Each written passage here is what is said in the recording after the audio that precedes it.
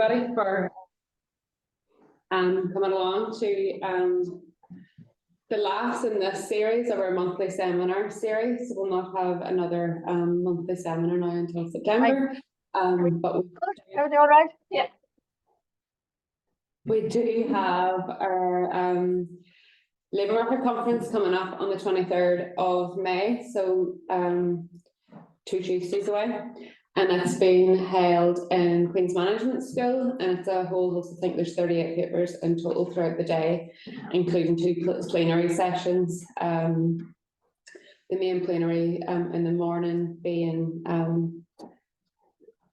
presented by John Fitzpatrick and John Fitzgerald, sorry, from Trinity, and in the afternoon a speaker from CSO and from NISRA to try and draw out that kind of piece about labour market and earnings data across the island of Ireland. Can we compare labour markets? What's the difficulties? What's some of the similarities? Yeah, that's the Labour Market Conference, and the whole programme of events is up on our website. But yeah, welcome to Mark for coming along and to present some of his findings or discussions from his recent book. Is that the full title, or is it The State of the Social Union, the title of the book? No, the whole thing is the title of the book. Social Citizenship in an Age of Welfare Regionalism, the State of the Social Union.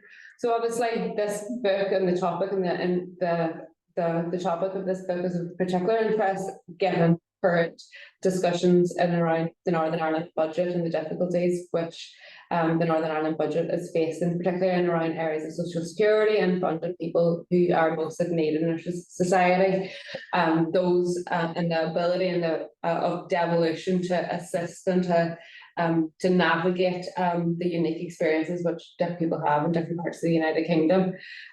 So I'm going to hand it over to Mark to take us through the seminar. So let Mark speak for about 40 minutes, and then we'll open it up to the floor for questions. Okay, great. Thanks, Lisa. Thanks for the invitation to present, and thanks to all of you, whether you're in the room or online, for taking an interest. I think this has been the third attempt to set a date for this particular talk, so it's great to be here now.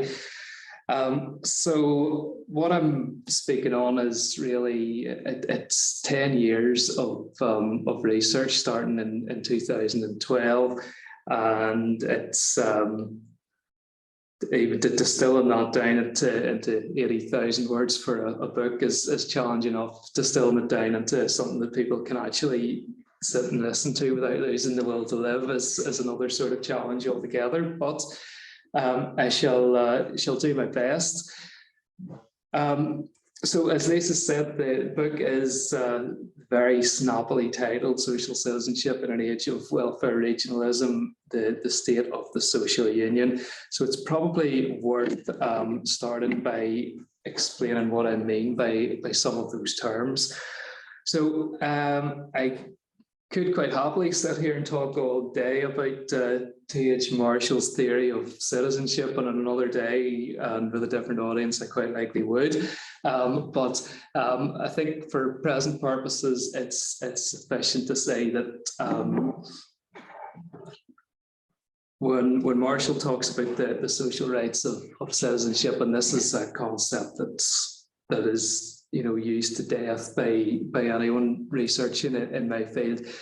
What he really means is the emergence in the post-Second World War period of a modern welfare state in which the citizen effectively has a right to what he calls a guaranteed minimum of goods and services, what you need to have an acceptable standard of living.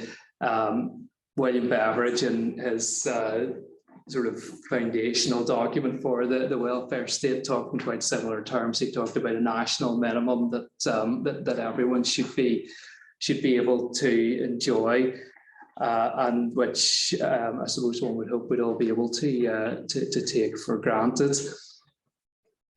That's one, I guess, of the concepts that underpins the work. The other is the social union. Now, this is a term that has a lot of different interpretations. If you heard Alex Salmon talk about the social union during the Scottish independence referendum, he would have had a completely different interpretation as something that's about, you know, family and friendship bonds that exist between people in the different parts of the UK, which, you know, in his eyes was something that would have survived the referendum had the vote gone for independence. The definition that I would gravitate more closely towards is this one adopted by the House of Lords Constitution Committee, which is basically referring to the pooling of common funds at a UK level, which are then expended on the basis of need on a UK-wide basis. So in essence, broadly speaking, we're paying our taxes and our social insurance contributions into a common pot, which then is funding broadly similar response to needs that arise no matter where you are in the UK. Something that, you know, definitely could not survive a part of the UK becoming independent. So if I'm talking about the social union, that's effectively what I mean. The sort of the network of solidarity effectively that exists between people in the UK or might exist or ought to exist, look at it as you will. And the premise for the research effectively is that both the nature of social citizenship and the nature of social union in the UK have changed significantly during the 2010s, the period in which the research was taking place. So I imagine that if you're listening to this talk today, you'll have some level of familiarity with the decade of austerity that the UK experienced after 2010. That was not limited to the field of social security, but social security was one policy area that was particularly affected by austerity. I'll not go into all the various cuts that occurred, but you know, the edited highlights, I suppose, have gone up the slide. This has a profound impact on people's social rights as a citizen, because to access that guaranteed minimum of goods and services that you need for a normal life that I referred to earlier. You know, all right, we've got certain essentials, health and education, that are, you know, free at the point of delivery, but most of the things that you need for an acceptable standard of living, you need to pay for, and you need money to pay for them. And if you're not getting enough money from employment or elsewhere, then social security is what dictates the extent to which you're able to meet quite a lot of your needs. So big changes there, unprecedented, really cuts to the level of benefits in both real terms and cash terms. And also an unprecedented decoupling of people's social security entitlements from their needs. So things like the 2-child limit on tax credits and universal credits, and the cap on the overall benefit entitlement that most working age households can receive, effectively means that the principle that has existed since the post-World War II period, that, you know, your benefit entitlement goes up as your family size increases and as your housing costs increases, no longer necessarily applies.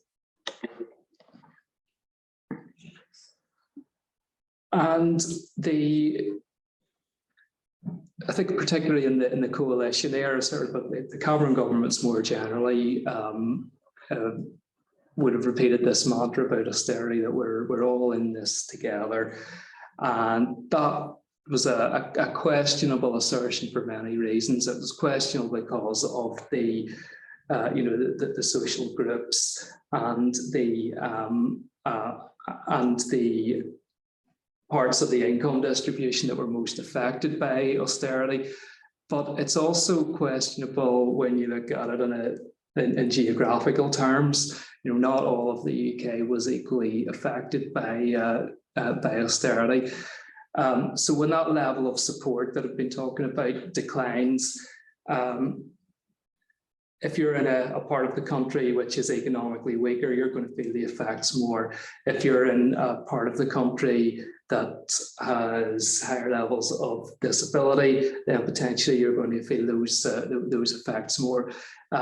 Both of those things apply to Northern Ireland, and for that reason, you know, any projections that were done in the sort of the early 2010s of the likely economic impact of welfare reform showed Northern Ireland losing a significant, suffering a significantly greater economic loss than any other part of the UK.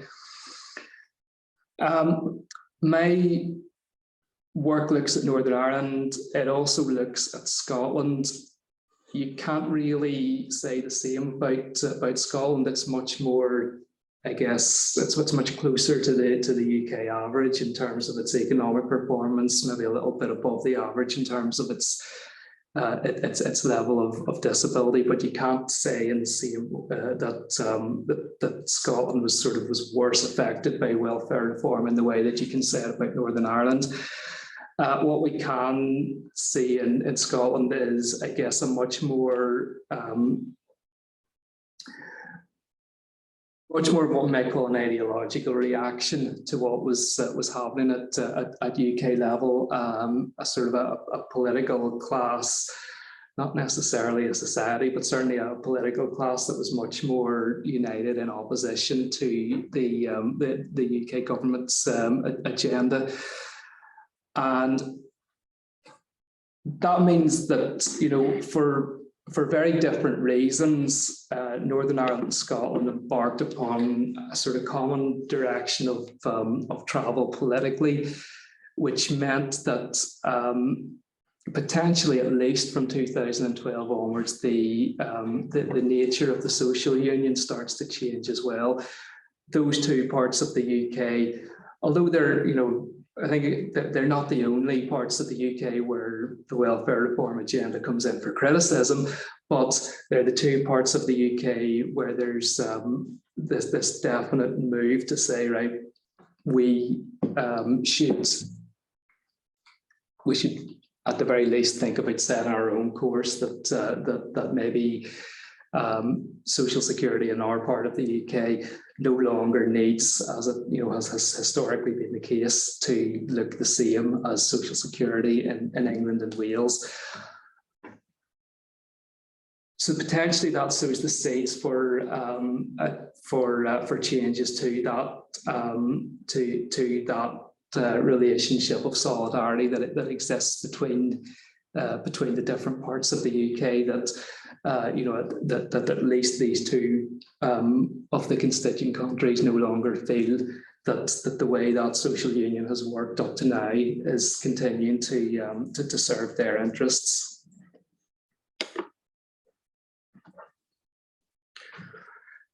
And the most obvious outcome of this is probably in Scotland, because unlike in Northern Ireland, when devolution is introduced in 1998, Scotland and also Wales have no powers at all in the field of social security. They are, all the decisions in that area are made at Westminster. They're covered by Great Britain-wide legislation. It's all delivered, or the vast majority of it is delivered Great Britain-wide by the Department for Work and Pensions. That changes, and it's quite a sudden change in some ways, because the critical factor here is not so much how Scotland feels about welfare reform as how Scotland feels about being part of the UK, because all the way through the independence, the campaign leading up to the independence referendum in Scotland, consistently the pro-union side is ahead, but that lead narrows and narrows and narrows as polling day gets closer. And about 2 weeks before the vote, there is one poll, it's the only poll in the whole campaign that shows that yes might win. And the reaction to that from the UK political parties is immediate, and it's, if you vote to remain in the UK, we devolve more powers, and that includes what the UK government refers to as welfare powers, what I would call social security powers. And that's followed through after the referendum in 2016, when around 15% of the social security system in expenditure terms is devolved to Scotland. So that's mainly made up of disability and care benefits, but there's also some powers in relation to some of the smaller low-income benefits. Things are a bit different in Northern Ireland. I've got constitutional change on the slide again, but with a question mark this time. The reason for that question mark is that social security has always been a devolved matter in Northern Ireland from 1921 onwards. But that has been subject to some constraints. Those constraints include not having any devolved control over national insurance rates, not having any devolved control over tax credits because they're considered a treasury function rather than a social security function. And perhaps most importantly, the tradition and for the most part, political consensus that the devolved social security system in Northern Ireland, although it has its own legislation passed at Stormont, it has its own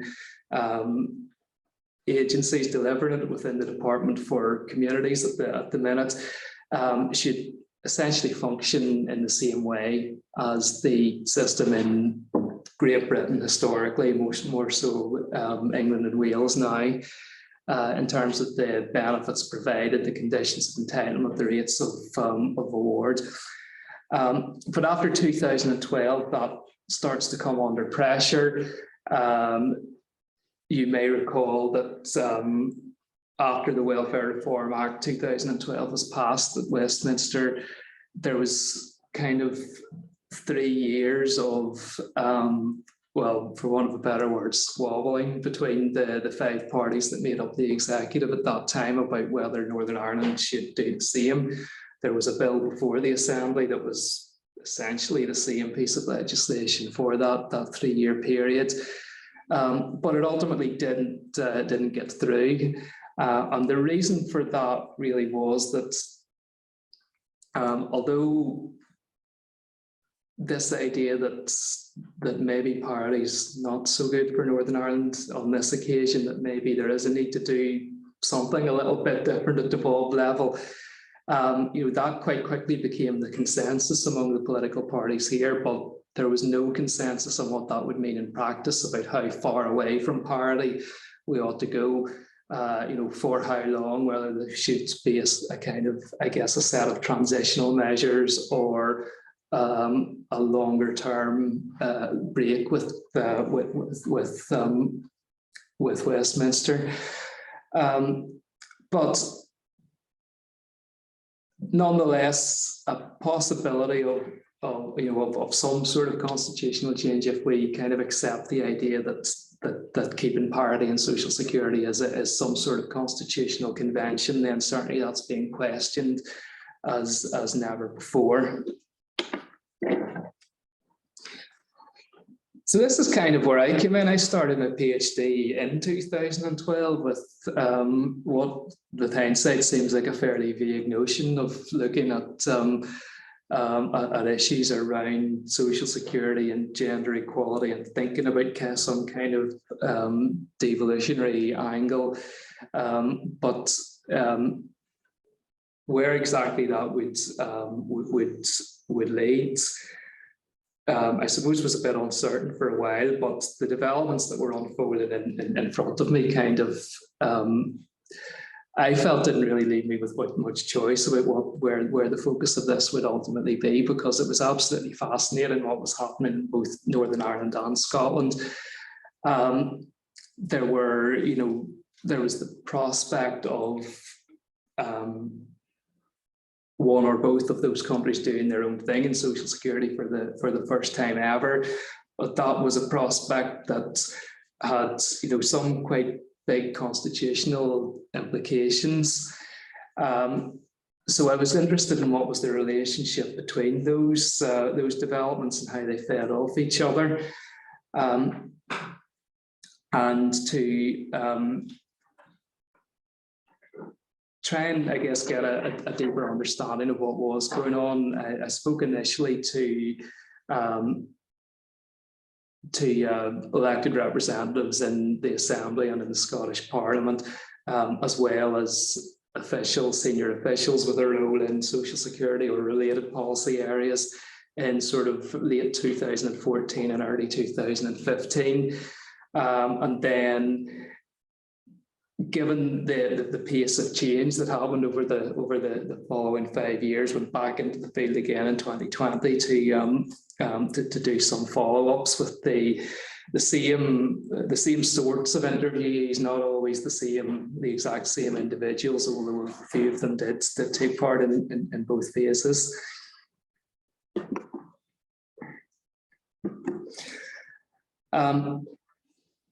Over that period, from sort of 2015 to 2020, we saw the introduction of some new payments at devolved level. So this was kind of some of the things that I guess I was speculating about during my PhD, which finished in 2015, really started to come to light in the years just after that. So in Scotland, we saw the introduction of new forms of disability assistance.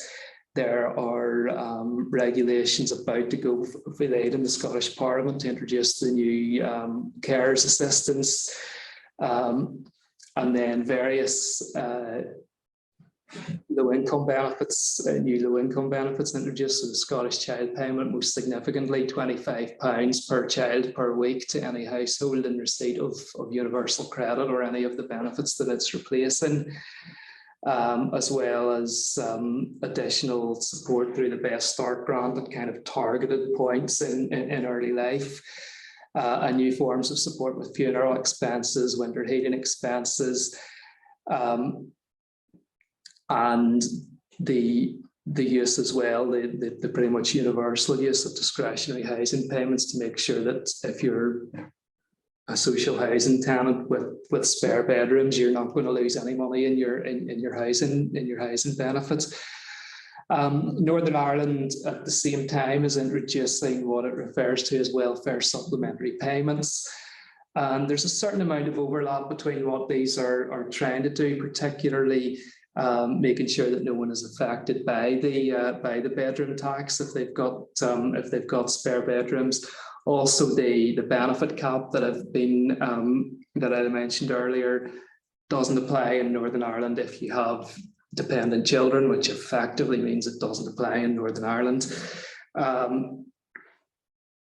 Then various other measures to compensate people who lose money as a result of reforms to disability and incapacity benefits, and also in both countries new systems of discretionary support to people experiencing a crisis are introduced. So from a situation where social security looks almost identical no matter where you are in the UK, we move in quite a short period of time to a situation where there are distinct payments that are unique to Scotland and Northern Ireland, quite a few of them. That's not the only way in which things are being done differently, though, particularly in Scotland. The social security legislation there is not just establishing the nuts and bolts of a new system. It's put in place a vision for how that system should operate, one that's based on human rights, one that's based on respect for dignity, one that is explicitly intended to contribute to reducing poverty, amongst others. So these are all principles that are enshrined in the Social Security Act. And, you know, to be fair, some of them are a bit ambiguous in terms of what they might actually mean in practice. But as mood music goes, it's very different to the kind of the narrative that has existed around social security in a UK level, certainly since 2010, and possibly for longer in some respects.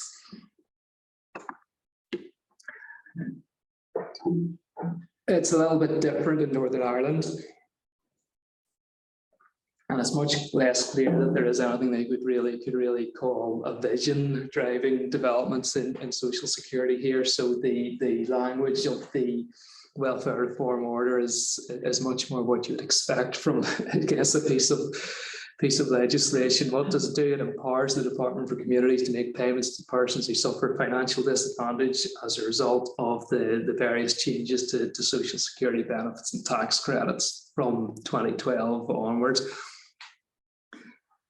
And I guess in part that's reflecting the fact that Ian Duncan Smith, the former Secretary of State for Work and Pensions, and Nelson McCausland, who was the Minister for Social Development in Northern Ireland, are much closer together ideologically than the Conservatives and the Scottish National Party are. But nonetheless, it does reflect the fact that there are concerns in Northern Ireland about the financial disadvantage that these reforms are causing, and some desire to shield people who receive benefits from that disadvantage to some extent. But when I spoke to whether it was politicians or officials, it was very much that pragmatic kind of approach that they emphasised. So as the first quote on the screen says, the desire isn't to be different as such, the desire is to do something that's appropriate to Northern Ireland. And because Northern Ireland has unique circumstances in certain respects, higher levels of disability, therefore a bigger effect when disability benefits are reformed. Exceptionally high levels of under-occupancy in social housing compared to the rest of the UK. So 58% of social tenants in Northern Ireland have a spare bedroom compared to 19% in England. So even if ideologically you thought the bedroom tax was a good way of making the best use of a limited resource of social housing, well, in Northern Ireland, people don't actually have anywhere to downsize to. So the circumstances are unique. So even if your starting point is that you're a unionist and you think that it's a good thing that there's a common UK welfare state, at some point that has to lead you to the conclusion that maybe there is a need to do something different, even if you don't desire to as such. And not always, but occasionally in the interviews, that there's this kind of spectre of the link between poverty and civil unrest and what that might mean for a society like Northern Ireland would be mentioned. I should probably say I don't have a nationalist politician quoted on the slide. Nationalists did tend to be a bit less cautious than unionists and officials about breaks with parity, but still didn't offer any agenda for radical departures from what is done in Great Britain. It was again, where are the effects of this going to be felt worst, and what are the small changes that we can make that can protect people from the worst of that. So despite the fact that it took 3 years to agree a shared approach among the executive parties, there never has been a huge gap in their outlook. Scotland, as I've mentioned, was a long way from being the worst affected part of the UK by welfare reform. So from that point of view, what I've called in Northern Ireland the pragmatic case for doing something differently is probably less strong there. But so what came through very strongly in both of the rounds of fieldwork were the ideological reasons why things should be different. And there is this narrative, and that Scotland is the kind of social democratic promised land, that the idea of the commonwealth and the good of the people and looking after people is, you know, part of the Scottish psyche, Scottish culture, Scottish literature, Scottish theology. That left of centre outlook on life that the nationalist politician quoted there talks about kind of drives everything. The social attitudes surveys provide some but limited evidence for arguing that that's actually the case. So there was this kind of alternative school of thought, which some unionist politicians adhered to, which is that, well, yeah, Scotland's more left-wing, but it's more left-wing in terms of its political leadership. But as political leaders, we've got a job to, you know, to make the case for a more social democratic society. And if we make that case strongly enough, if we fake it, if we pretend that Scotland is a more social democratic country, then one day we'll make it and it'll become a reality. And then the view from outside in Northern Ireland, that they, you know, very conscious that there was this difference, that, you know, the Scottish government is a more coherent body. You know, it's a single party entity, and it's a party that takes a keen interest in issues of economic welfare, that has an idea of what it wants from the welfare state and from the social security system as part of that.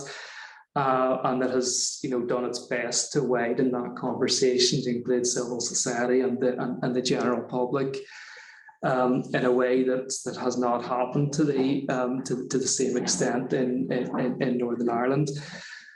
So we can debate whether this is an elite project or a popular project, but there is undoubtedly a Scottish project which is about building a more egalitarian society, you know, to some extent, and that the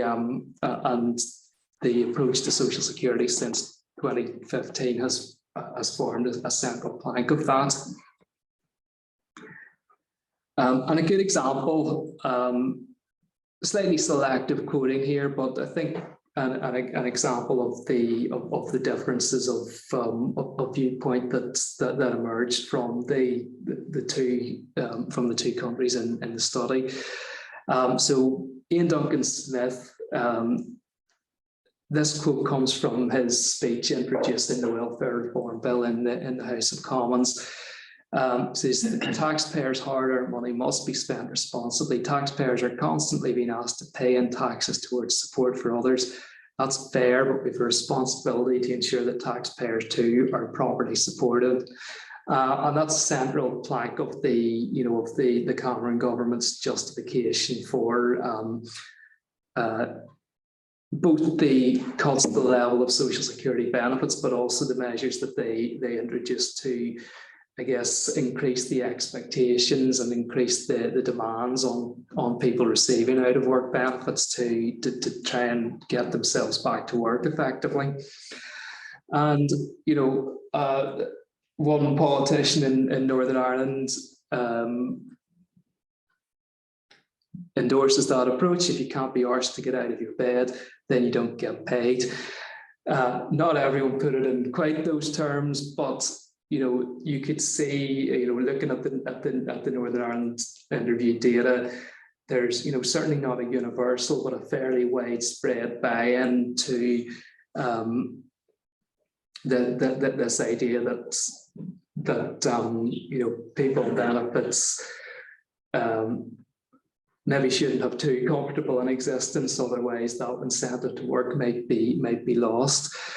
On the other hand, in Scotland, again, not universal, but much more widespread to hear the position that, you know, people have an entitlement to benefit support. That's part of the social contract between the citizen and the state.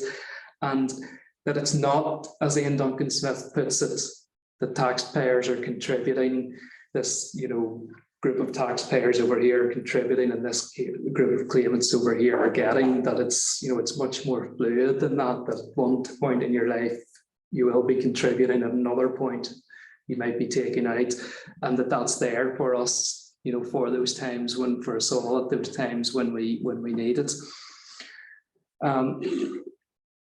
So, you know, that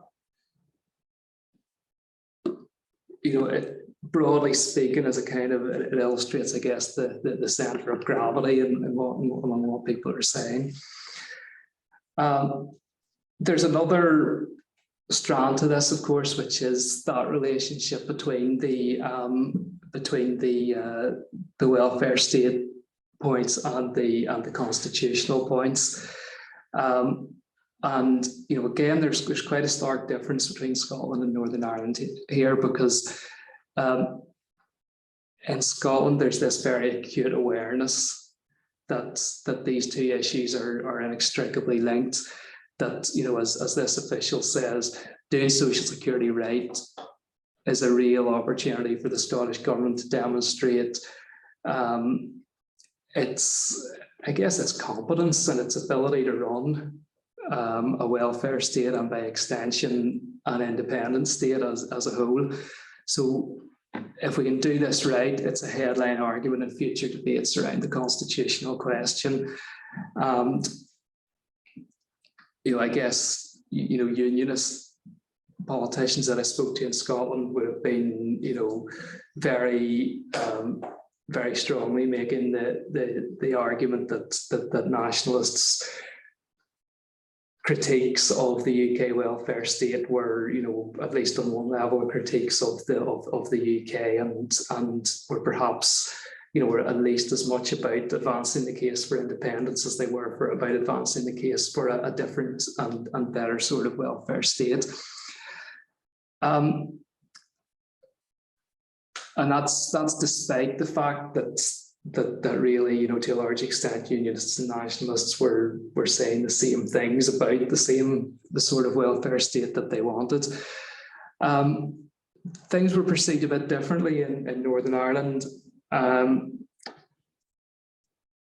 Although here there was actually probably slightly more of a unionist nationalist divide in terms of where people stood on what they wanted from a welfare state, there was much less of a tendency to link that to people's constitutional positions. So this unionist politician says, you know, if you're a nationalist, you're more likely to be a member of a left of centre party. That means you're more likely to be opposed to certain aspects of welfare reform. But, you know, you're opposing those because you are politically left of centre. You're not necessarily opposing them because you're politically nationalist. So there's definitely there's an overlap between the left-right fault line and the unionist nationalist fault line, but not being painted as being, you know, so bound together in the way that in the way that tended to be the case in Scotland. So, finishing with a few thoughts on what is the state of the social union at the minute. Quite different perspectives from emerging from the research participants. So in Scotland, quite a clear divide between a unionist perspective that says, yeah, we can be a bit more generous in our social security if we want to. The new devolved powers are a positive and we should make the most of them. But what we've got is probably going to be enough to address the most outrageous problems that austerity and welfare reform have brought. The idea that across our country, I think meaning the UK in this case, the expectation for the welfare state is a common one, and that's not going to change in the foreseeable future. Versus the nationalist perspective that there either no longer is a single UK welfare state, or if there is, it is, you know, it's doomed at this stage and will inevitably break up. That, you know, all social security provisions, with the possible exception of pensions, will eventually end up in the Scottish Parliament, even if independence doesn't happen. And, you know, I guess the momentum is all in that direction, even if we haven't arrived there yet. bit more caution, I suppose, in Northern Ireland. But generally speaking, this quote came from a nationalist, but quite a lot of unionist participants in the research would have said comparable things, that, you know, if you're not doing things and if you're not prepared to do things a bit differently to meet the needs of the people you represent, then what's the point really of having devolution, or certainly of having devolution of this area of policy? So a level of ambition, but, you know, a qualified level of ambition. And at the time that I was finishing work on the book, my reflections on where we might go next were like this: that, you know, in Northern Ireland, the supplementary payments that I talked about were introduced effectively as a temporary measure, but that has kind of been extended,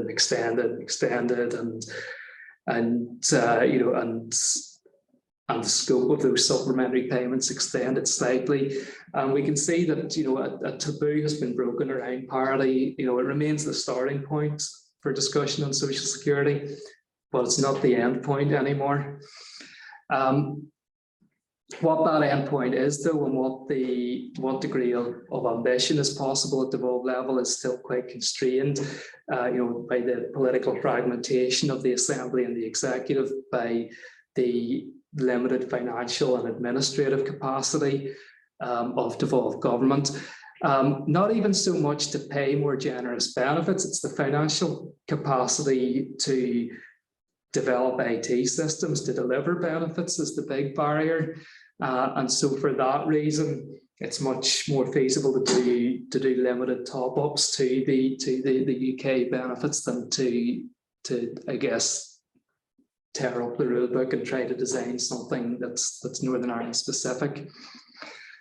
In Scotland, we're still in the very early days of the devolved social security system. The big challenge is still the safe and secure transition of claimants particularly from the UK disability benefits over to the new Scottish disability benefits. While that's in progress, there are major limits on what innovation is actually possible. So for that reason, and also because, you know, even further down the line, because of the potential for making changes to disability benefits in Scotland to have an impact on what people are entitled to through universal credit or other UK benefits, that clarity of vision that I've talked about is still, and that, you know, political ambition that definitely exists is still subject to some pretty significant constraints. Where those constraints actually lie has yet to be tested, but it will come. Things have moved on even in the relatively short period since then, so I think I'll end up with finish with a slight update, and probably slightly gloomy update to the future prospects part. So I was a part of both the independent review of discretionary support and the independent review of welfare mitigations in Northern Ireland. Both of those had recommendations that implied some additional investment in social security. There hasn't been an Assembly or Executive in place in order to act on those recommendations, and where we have reached in the last couple of weeks is you know, a 15% cut to the budget of the Department for Communities, and the biggest area that department's responsible for is social security. So no prizes for guessing where a chunk of that money is going to come from. I think we already know there's going to be cuts to discretionary support, that the hundreds of vacancies and frontline staff in the department aren't going to be filled anytime soon, and we can assume that it must be pretty unlikely that, you know, the wider recommendations of those reviews are going to be implemented in that context. In Scotland, there are budgetary challenges too. Certainly the new First Minister has been a lot cooler on the introduction of universal provision like free school meals than his predecessor. But at the same time, he's still hinting at further increases to the Scottish child payment in particular, and that maybe comes as part of a package with what he's referred to as bold changes to taxation in Scotland. Which is one area where Scotland does have a lot more levers at its disposal than Northern Ireland does. So I think for different reasons in both countries, not least the turmoil that has engulfed the SNP in recent times, we are in a period of uncertainty. That means I probably can't give you any terribly clear conclusions about where we are and where we're going.